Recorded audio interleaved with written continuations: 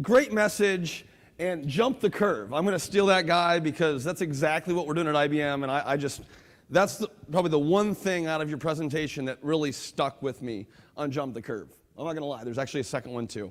I still can't get over dead cow in a can coming to your doorstep because I have a farm in South Dakota. So, you can't tell that really around me either, guy, but it was actually funny. So, okay. So we're going to actually invite up the panelists. We're going to kick off, and this is going to be an atypical IBM panel. You're probably thinking, oh, great, I got to listen to Guy. He was energized. He was alive.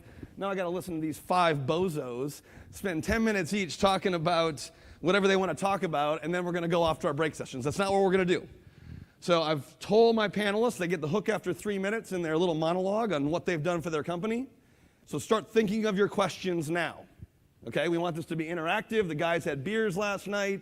We got to know each other. So we want this to be interactive with the audience. It's not going to be your typical boring IBM panel. Okay? So let's invite up everybody. Coming from the Northeast out of Maryland, we have Ken France, the Vice President of Strategy for Blue Agility. Let's hear it for Ken. Thanks, Ken. Thanks.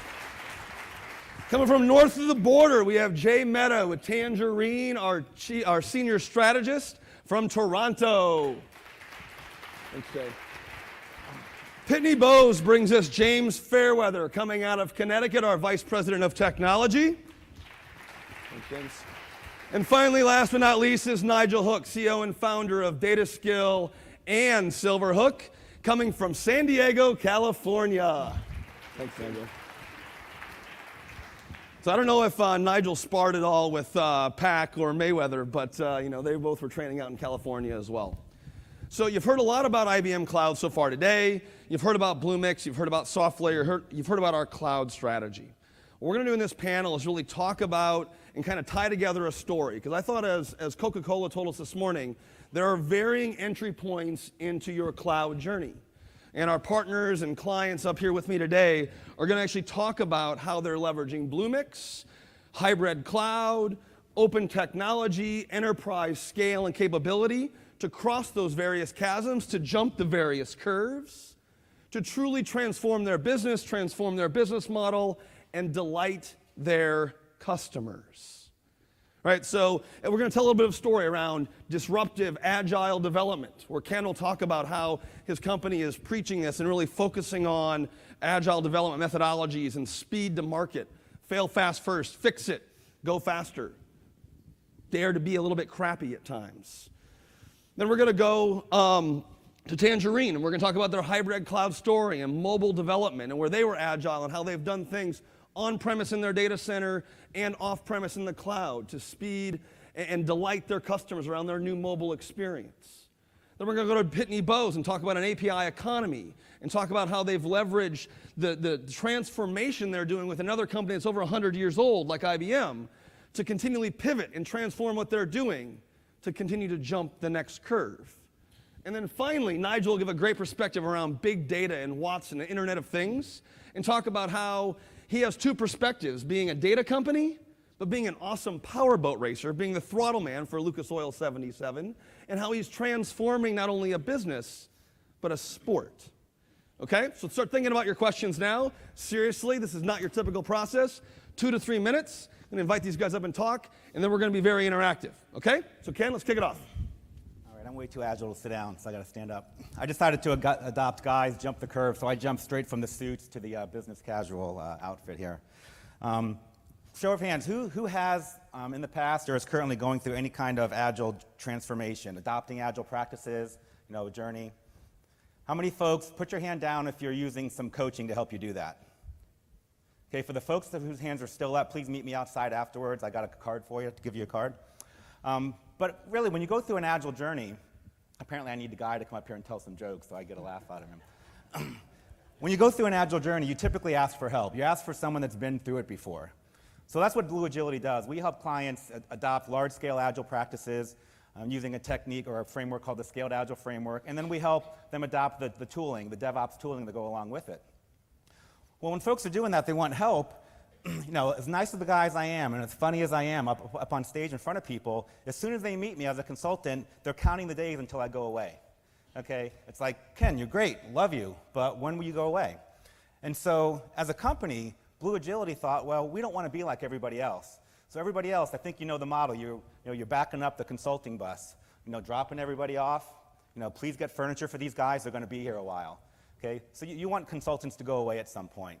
So as a company, we thought, well, how are we going to enable that? So we brainstormed about it, and we said, well, what if we had technology to support our consulting? What if we weren't just consultants that the only time you got value is when we were there, or when we were on the phone? So what if we could capture some of our knowledge, some of our ideas of how you do a transformation, how you change the culture, how you implement the tools, and what if we captured that in a tool? And what if that tool was smart? What if that tool learned about these practices? What if this tool learned about you? And what if you could ask this tool questions as if you were talking to a live coach, and it could give you meaningful answers just like you had a coach there? And what if this tool could also teach you how to use the technology? What if it could walk you through, step by step, through the applications and say, in order to do this use case, click here, then click here? So when we started brainstorming about this, we thought of a product idea. And so we wanted to get feedback. So as you know, you've heard a lot about, get something out there. Don't be afraid to put something crappy out there and get feedback. So, we were on a mission to put something crappy out there very quickly. And so we went to Bluemix. We said, okay, we don't want to mess around with setting up infrastructures and stuff, the stuff that we do, on a large scale for clients. We want something quick, agile, that we can get up and running quickly. So Bluemix, we were up in a day. Built a prototype, got it out into the market, and the product's name is Blue Jazz. That's what we call the product, Blue Jazz. So, use a lot of IBM technology, supports IBM technology. So we quickly got it out there, started getting feedback. What we did is we used some of the technology in Bluemix, so the Watson API is there. So that's how we made it smart.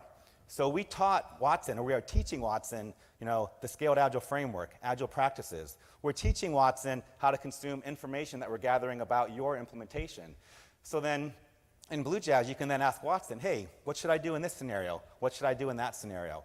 We hope eventually that when we add Watson Analytics and some of the other capabilities, that Watson will be smart enough to know your environment, what you want to do, and spit out a complete roadmap for how you're going to deploy your next program. Tools, training, mentoring, et cetera. So that's what we're using Watson for, and using Bluemix to quickly get this out into the market, get fast feedback, and really help our clients become agile as an organization to allow them to then benefit from all the technology and support you've heard about up here. So that's my 2 minutes, and I'm going to turn it over to Tangerine, who's going to talk about how they might use some of this agility to support their clients. Thanks, Ken. Sorry about my voice. I've been losing it over the past few days. These guys have been giving me lots of headaches around cloud and how I should be using it. But jokes aside, it's great to be here, great panelists to be with. My name is Jay Mehta, and I'm with Tangerine. I'm with IT Strategy. We are Canada's largest direct bank. We have 2 million clients, and many of you know us as ING Direct. We used to be ING Direct, and now we're part of the Scotiabank family. Our reason for being in Canada and the reason why we came out was that we really wanted to challenge the status quo, disrupt the regular financial industries that were out there, and give our clients a very simple, innovative, and relevant banking experience. And understanding our branchless model, we were able to see very quickly that mobile would play an important role in our relationship with our clients. It would allow us to have many touch points with them and always be at an arm's length away from them. So for an online digital bank, this was great. And so with the constant changes happening and the constant innovations in smartphones, wearables, third-party APIs, and cloud, we have been able to very quickly try out new ideas and be able to, prove out technologies very fast or fail very quickly and move on to the next thing. It's worked out very well for us, and excuse me, and it allows us to innovate very, very quickly. We were the first bank in Canada to actually allow clients to take a picture of the front and back of their check. We were the first bank to actually allow clients to speak with natural language and basically pick up their app and say, have I paid my MasterCard bill? And we were one of the first apps to be available on Apple's new Apple Watch. Client behaviors and expectations are changing rapidly. As these new technologies come out, their expectation is that we will adopt it very quickly. whether that's Touch ID, fingerprint authentication, whatever it is, clients are now expecting us to be able to support that very quickly because they don't bank on our terms anymore. We have to be willing to bank on however they want to be. And so what we've been doing is, this is where we made the jump. This is where we decided, we need to be a mobile-first bank. When clients report an issue, we need to be agile and very quickly be able to fix it and have it back out the door and in clients' hands again. That's the difference between turning a 1-star rating into a 5-star rating. Clients will complain right off the bat, but if you're willing to fix it very quickly, they will turn around and give you a 5-star just like that. And so for us, that's what it's been about, and that's why we began the journey down the hybrid cloud. So as a start, internally what we did is we implemented Pure Application Server, which basically allowed us to very quickly spin up new environments, try out new technologies, and without having to stop the infrastructure guys from doing all of the projects they need to do. Our development teams are very quickly able to figure out, is this something that will really benefit our clients, and should we move forward with it? And then as soon as that was given the okay, then we would be able to get the infrastructure guys involved and have them understand what was going to happen next. The other thing that it helped us with quite a bit was that that now the infrastructure guys also had a place where they could do upgrades. They could very quickly test an upgrade of WebSphere just by changing a template and redeploying it. That was great for us, because in the past it would be this big project. It would actually hold us back from actually doing an upgrade because there'd be too many people involved, too many teams involved. And then what would end up happening is you just keep putting this upgrade off. Now we can quickly do the infrastructure upgrade, do a quick sanity test, and if everything is good, kick that off as a project. And now from a development team point of view, you have access to a whole new set of capabilities very quickly that you can turn around now and give to our clients. And then from a client perspective, we leverage Bluemix, mobile quality assurance. And again, one of the problems that we saw being, trying to be this innovative and willing to push out things that, that others would sort of hold back on, this rich functionality, we found that clients would, with a wide range of devices and operating systems, that if they had crashes, they would go straight to the App Store and put a negative review in. And unfortunately, from the App Store point of view, we didn't have enough data in there to be able to turn around and fix the problem. It would just be, your app is terrible, and there's just not enough data there to fix the problem. So, rather than writing our own app, which we could have wrote our own tool to do this, but it's not our core competency, to try to do the investigation and try to develop this quickly, because we needed to do this in days. We had just changed from ING Direct to Tangerine, and we were having, and so because of that, running out of time. Sorry. Sorry about that, guys.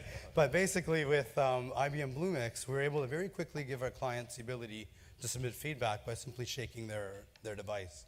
And by doing that, we were very quickly able to get our app back up to a 4-star app. Sorry. No, go ahead. Thank you. Yeah, so Tim was just a bit generous in the 100-year-old company. We're at 95 years. We rang the bell at Pitney Bowes at the stock exchange last week. And really the story of Pitney Bowes is about getting to the next 100 years, right? Building a bridge to the next 100 and jumping curves.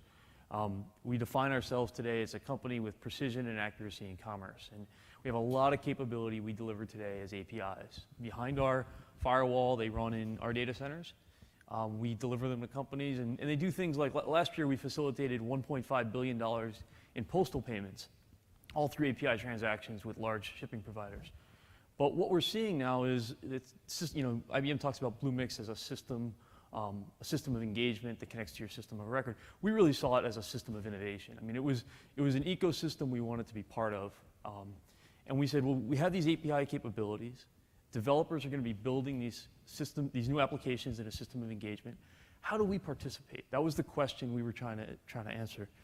And we worked with IBM. We're today in what IBM calls the Bluemix catalog. And so if you go into Bluemix, you'll see Pitney Bowes services. There's 4 APIs I'll tell you about that are in that catalog.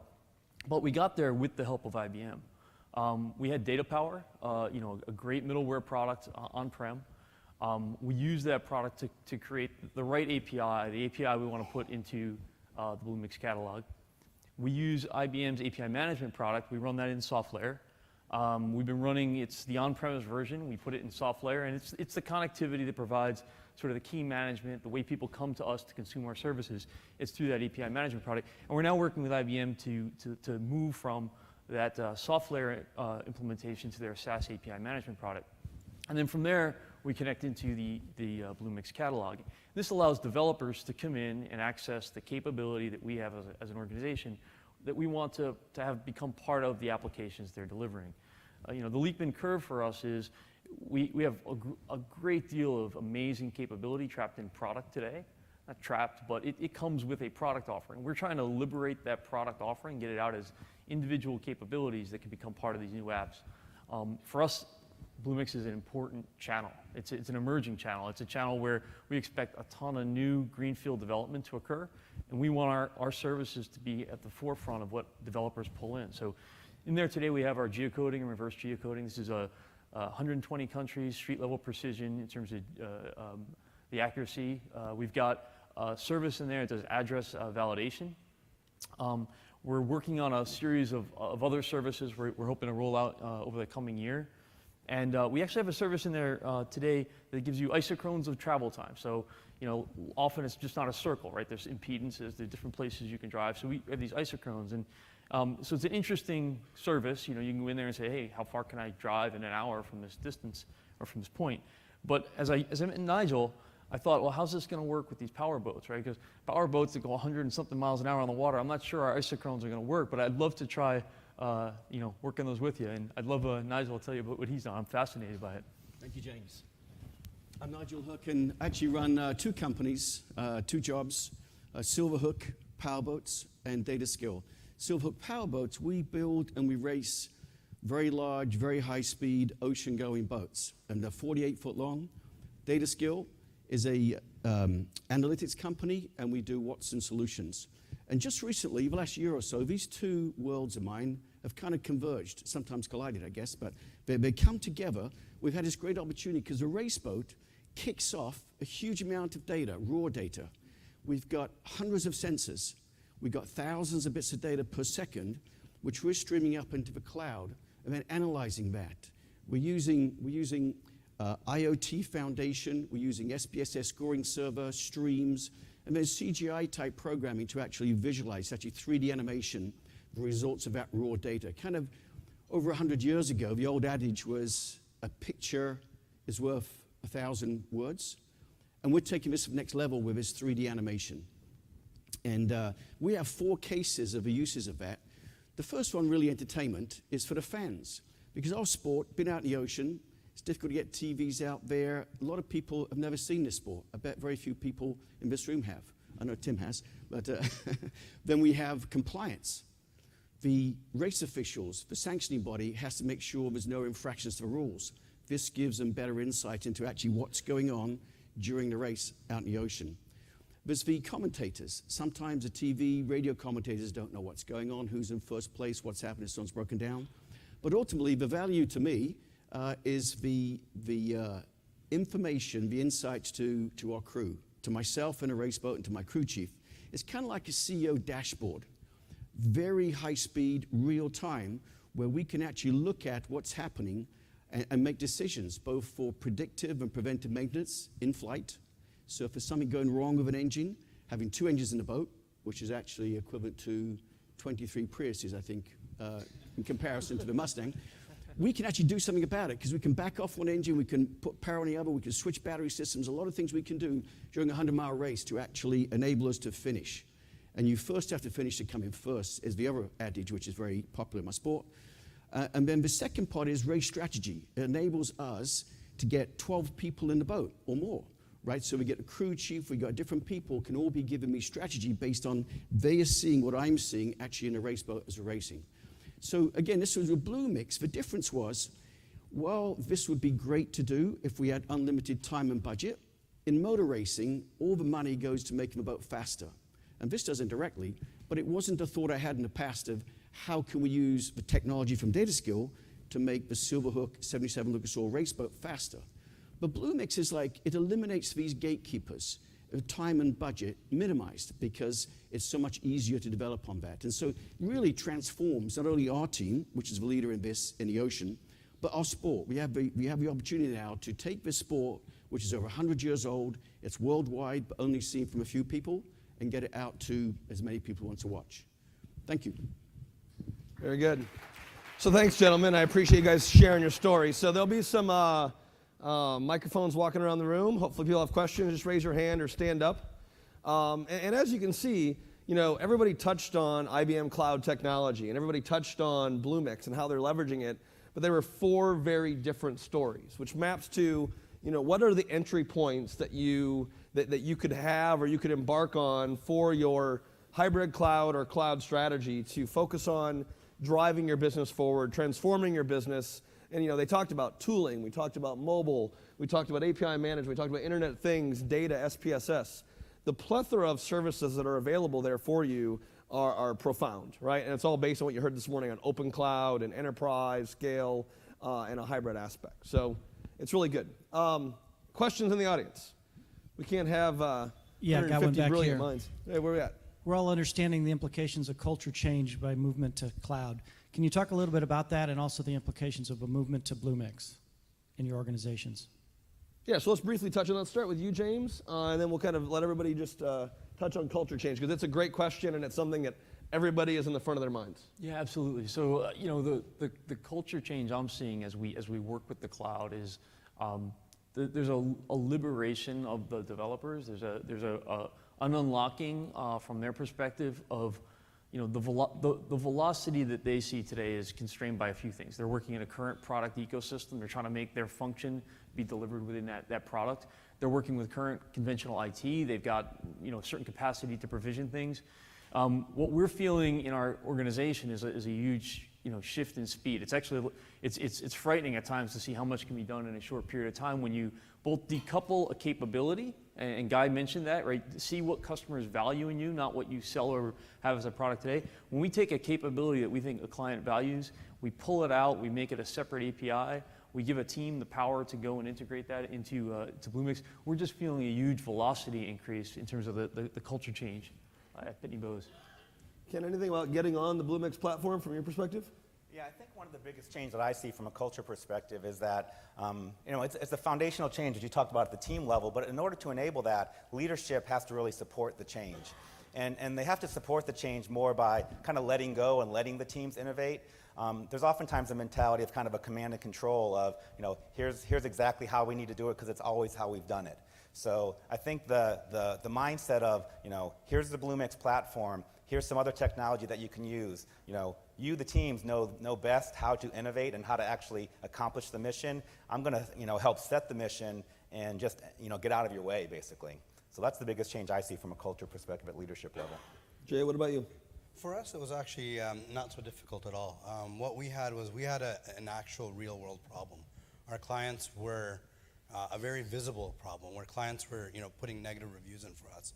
And if we had the decision of building ourselves or taking something that would take us days to implement and get feedback almost immediately, it was an easy decision for us. And then when we went down that path, we realized this is amazing, and we're looking forward to adding more services and the buy-in across all of the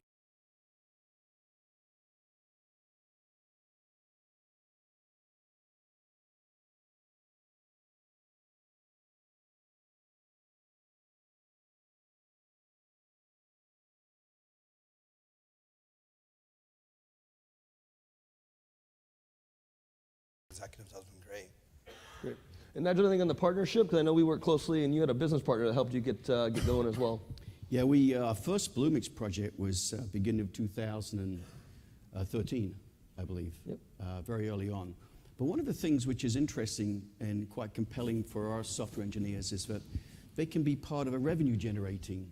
A lot of these services that we can build be something other people can use. And the metering system is an opportunity to drive more revenue and bonuses for the team. There you go. That's good. Good perspective. Other questions from the audience? There's one in the middle.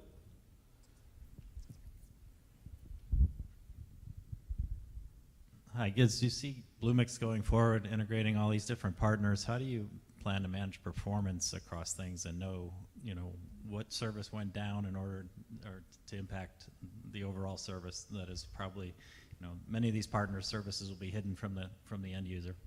Sure. So I guess I'll take that question because it talks about the platform. We clearly give you complete transparency and visibility into what you're running in Bluemix. So as the partner services come in, part of the ways that we allow Pitney or Twilio or the Twitter service, we have to show them the visibility of how frequently you can provision that service. Can you bind to it? Can you use it? What are the uptime statistics? So, we are in a very transparent world. If you're using something on the public cloud or a multi-tenant cloud, you know if it's up or down. We present that from all the IBM services, and we have that same expectation around our partner services as well. We also give you transparency into where those services are running, at least in what region they're running. So you can start to think about how Bluemix is Dallas and London and quickly going to Sydney. And then as we get into dedicated and local environments, you'll be able to bind to services that hopefully are low latency. But if latency is not an issue, you can bind to services wherever you see the best uptime or wherever the vendor resides that you want to leverage. So a very open, kind of transparent platform, not only in how we've built the environment and how we show you the data, but also how we'll allow the partners to show their data in the platform as well. Other questions?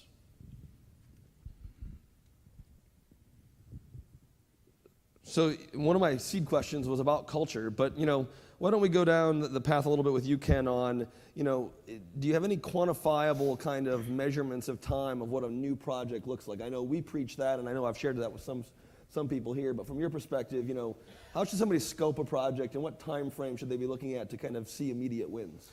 Well, again, with the Bluemix platform, how quickly you can get up and running, it all depends on how much change you're introducing, right? For a new Agile, for a client to adopt Agile and the technology, usually you're talking, for a single team, maybe 2 to 3 months for them to really start to get comfortable and working in smaller chunks and smaller iterations. If you're talking a whole program, you're probably talking in the 6 to 9 month window before they're actually really productive, not only with starting to get the culture change, but the process and then the tooling as well. And really, when it comes down to it, the tooling will be the least part of the problem driving the timeline. The culture change is usually the biggest thing to overcome. And so, but I think those are general timelines that we see anyway. Okay. Other people agree? I will say that the tooling that we used to get these APIs into the ecosystem, the velocity was very, very high. We were able to do the integration very, very quickly. There's a lot of configuration in this as opposed to code, and that really accelerated the time to integrate. So that's been our experience, very, very, very fast to integrate. Good.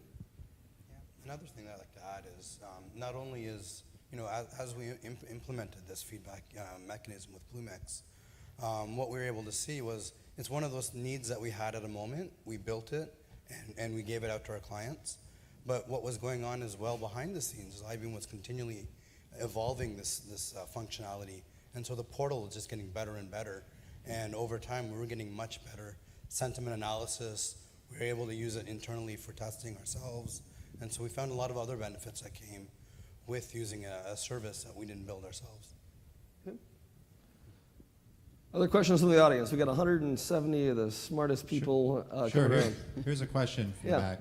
So it seems like all 4 of you have data at the center of what you do.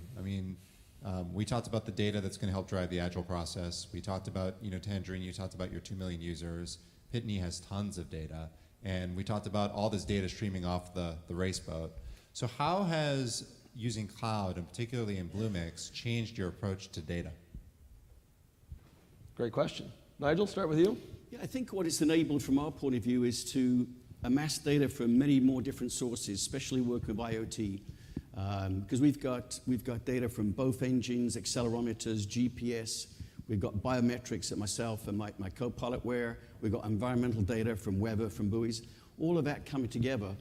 Through IoT is a good platform to bring that together. But to enable that, Bluemix was key to get it done in the time frame that we had. Because it's when you have all that data, there's amazing things that then you can spend time thinking about how to use that data in ways you never really contemplated before because it just wasn't that available.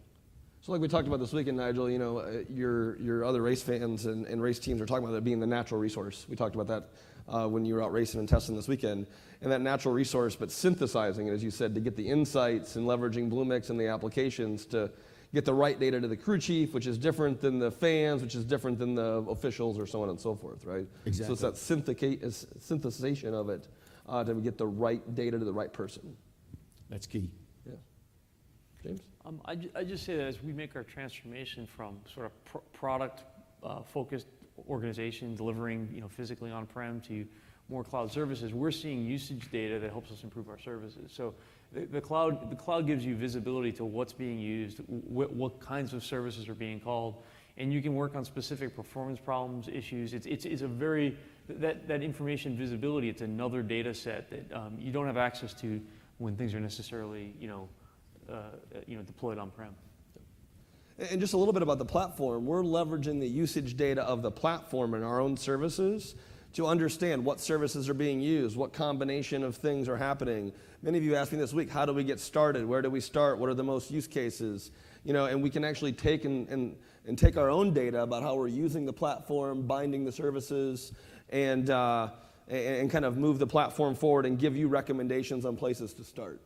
So, Guy ran long, but he didn't suck, so we let him run long. Yeah. So we're going to make sure that we keep us on an agenda because we know there's breakouts that Dave has to walk through. So let me just wrap up real quickly, and then we'll bring Dave back up to make sure that we can get on with the afternoon session. And that really is, hopefully you all saw, but out in the foyer out there, we've got demos of technology we've been talking about. So Bluemix and Jurin is out there doing demos. We've got Don out there talking about Pure Application System. You heard our panel talk about how they're leveraging these platforms to drive speed and agility within their business. It's funny, I tweeted about this before I got up, and I tweeted the name of the title of, Innovation at Cloud Speed. And one of my buddies, a pundit, an analyst over in the UK, hit me up in a private message and goes, "Tim the marketer, I never thought I would see that." And then I said, "Yeah, I'm playing with the marketing team here, but we build cool shit." Right? And that's exactly what I said because, I'm excited about what we're doing. I think IBM has a great vision around our cloud strategy. You heard about it from tooling to mobile to API management to big data and IoT. These are 4 pillars around how businesses are either disrupting their industry or being disrupted. And the key aspect is you want to jump the curve. You want to be the disruptor. You don't want to sit back and be disrupted, right? If you look back at studies in 2012, there were studies that said only 40% of the Fortune 500 would still be in the Fortune 500 in 10 years. Right? Don't be one of those companies that Guy talked about, right, that isn't jumping the curve and that isn't being innovative. Leverage IBM's cloud technology, leverage Bluemix to truly be a digital innovation and transformation platform. We're willing to give you a workshop, willing to come in, brainstorm. We've got some of our Bluemix ninjas or JStart team that are happy to come in and spend time with you, right? Ken talked about his services. We've got IBM Bluemix Garage as well, where we can truly, in 2 weeks, prototype something and you can walk home with running code to show the skeptics, to show those people that don't think you can work with speed because of how your business and your culture works. And you can demonstrate to them, leveraging this platform, leveraging technology from IBM. Who would have thought it? A 104-year-old company has technology that you can rapidly innovate. So leverage that. Right, so contact your representative, work with us. We want to partner with you. So at next year's forum, you can be one of the 4 people up here sitting with me talking about how Bluemix and IBM Cloud is transforming your business. So thanks to the panels. Appreciate you guys coming up with me today. Dave? Thank you, Tim. Thanks, guys.